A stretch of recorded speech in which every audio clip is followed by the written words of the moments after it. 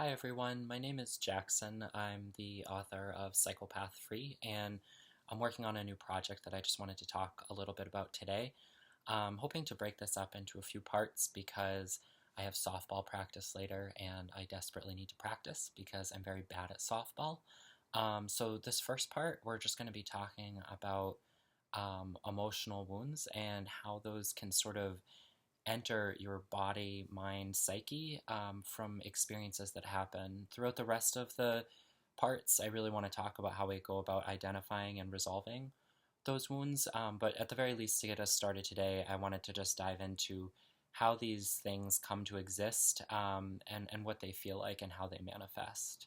In my upcoming book, Whole Again, I'm really turning the focus from external, the perpetrator, the person with a cluster B disorder, inward. So we want to be thinking more about what's going on in my own body, my heart, my mind, that is making me unhappy. And so to do that, it really takes a great deal of introspection and a willingness to kind of experience some pretty significant discomfort.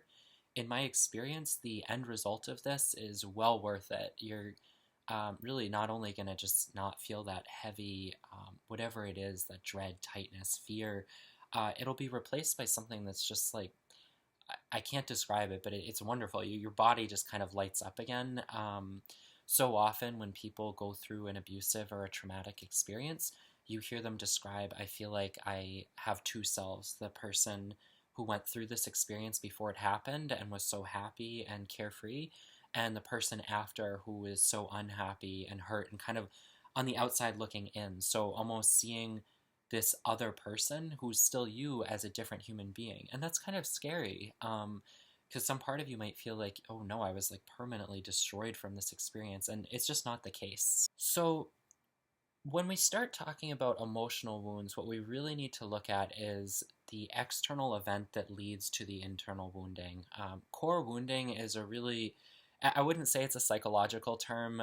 It sort of has its grips in psychology, spirituality, and it's just something that resonated strongly with me, and I think that it happens to resonate really well with a lot of people dealing with cluster B relationships, avoidancy issues, codependency, complex PTSD, even borderline. And I'm not looking to exclude anyone. Certainly, if someone with narcissistic tendencies resonated with what I'm talking about, I think that I've seen this sort of method work for a lot of different people. If we go back to the time of the original wounding, there's usually a great deal of emotional chaos. So you can probably remember it, maybe not feel it necessarily, but you can recall it. It's a story that you've probably told a lot of times.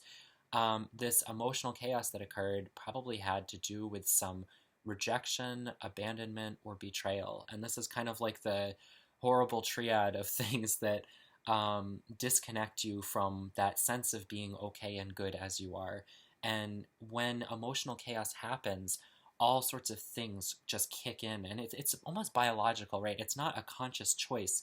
It's just all of these things start to happen where suddenly we're on this new path that doesn't look so much like the path that we used to be on. And these types of things, rejections, especially from trusted loved ones and people that we care about, they have us absorb internal messages about ourselves. Even if we point our fingers and we say, no, no, no, it's their fault, they're the ones who are bad, a lot of times the damage is already done. And so something has happened, especially if we look at, let's say, a cluster B relationship where this person replaced you pretty quickly and you didn't see that coming, because why would you? You absorb some messages sometimes about yourself that you're inadequate or that other people are better than you, or that you're never enough. And those are the kinds of messages that may come from a relationship. They could come from your childhood, different dynamics with friends, loved ones, but really it could be anything where basically a shame message is absorbed from these external events. And what shame does, shame has useful purposes. I don't want to bash shame because if you do something stupid or you do something inappropriate, shame basically says, oh, you know what, that wasn't the right thing to do. I learned my lesson. I'm not going to do it again. It's sort of like the hot oven. You touch the hot oven and you're like, oop, that didn't feel good. I'm not going to do that anymore. Where shame becomes a problem is when it's toxic shame. And so it sort of goes from being like a oops, I made a mistake to like, oops, this is my whole identity. I'm the mistake. Um, and that's really where we don't learn anything valuable from shame anymore. It sort of just feels horrible all the time. And it feels so horrible that a lot of times our bodies and minds work together to numb it out because it's not a functioning way to exist. And so when we don't have the correct tools to heal and we aren't even aware of what's happening, that numbing can occur at any time, and it really makes it difficult to exist in this world. If we look at shame, a lot of times it's just disgust from another person that has been absorbed as our own. So, especially if you go through some process of humiliation or embarrassment, and you get that reaction of judgment or disgust from another person, that gets absorbed because it's very painful. It's part of the human condition to not want to feel those things because it's rejection. And so when we feel those things, we sort of contract and we say, "Ooh, I don't want to feel that again." So a lot of our identity becomes about not doing that thing again.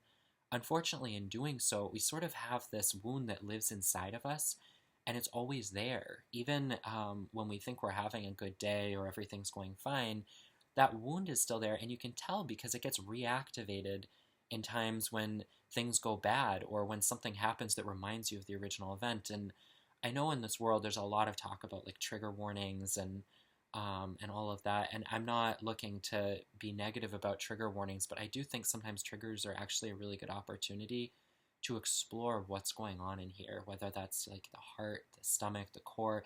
It could be any part of you that just gets reactivated when something unpleasant happens. And the easiest way to look at this is, if someone else was experiencing this, let's say, my friend experiences this same issue, they wouldn't be feeling that discomfort because it's not reactivating anything in them, right? There's nothing inside of them that causes discomfort when the same event happens again. And so, a really good sign of a core wound is when you have these triggers that can bring you back to that original state, and it feels very uncomfortable. A lot of times, the reason that the wound is there is because we don't really even know what it is. Mindfulness can help us learn more about what that wound is and how it feels. But when we don't have mindfulness and we don't have language to describe it, a lot of times we just fall back on anxiety. So we don't know what's being experienced. We just know it's uncomfortable. And so the body just manifests as this like dread, this fear, this isn't good. I need to avoid this. Um, and so very quickly we'll kind of switch over to this storytelling mode. I feel this because of this thing that happened, as opposed to I feel this because of this underlying wound in me that got reactivated by an external event. And my goal here is that we don't just, help to improve the wound, we just get it out of our systems. If we kind of look at these emotional wounds almost as like contagious viruses, you don't want to sort of nurse and heal a virus. You want to just have that out of your system. And that's what I want to do with these wounds so that our bodies can become these places that feel really good to be in again, not this place of numbness or confusion or pain. That's not a fun way to exist. When these external events happen, these rejections or betrayals, what really happens is we have, this fall from grace. So you go from being this source of love and happiness, which is our natural state of being, that's how humans are meant to be, towards sort of this feeling of disconnect. And that's really when separation happens. So we go from feeling that I have this love that I want to give and share with the world towards something is wrong with me, and I'm defective, and I hope that other people don't see this defectiveness in me, so I'm going to work extra hard to make sure that they don't see that. And so a lot of times everything just starts to seem darker. You look at the whole world and there's more fear, there's more paranoia, there's more worry, there's this victim mentality of like bad things are happening to me personally, and it sort of feels like one thing piled on top of another. Like the next time something bad happens, you say, oh, how could this bad thing happen after all these bad things that I've already experienced?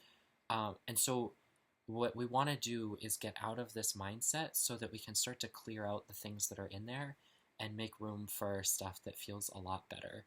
Core wounds can have a lot of different meanings and feelings. We're going to dive into this later, but big ones are like feeling inadequate or worthless or less than other people or never enough or just generally defective. That's the overbearing word that comes with shame, is that just something is wrong with you, and that's why you're not loved the way you are. And so when we absorb these messages that you can't be loved the way that you are, the solution is that you have to work extra hard in order to find love. And a lot of times we start to mistake love for other things. We look for sympathy, or we look for attention, or we look for, this romantic knight in shining armor that isn't realistic, and it's just not the correct version of love. We all deserve to have love that radiates from within and doesn't rely on other human beings in order to exist. In the next part, or part two, I'm going to talk about the numbing that occurs after these emotional wounds. Most of the time, you're actually going to find that you don't experience these things yourself.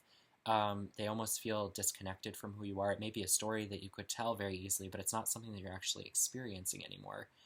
And so we're going to look at how the body and mind work together to sort of numb and distract you from that pain. There's all sorts of distractions that are pretty sneaky, but they do a good job of keeping you out of where you need to be in order to feel better.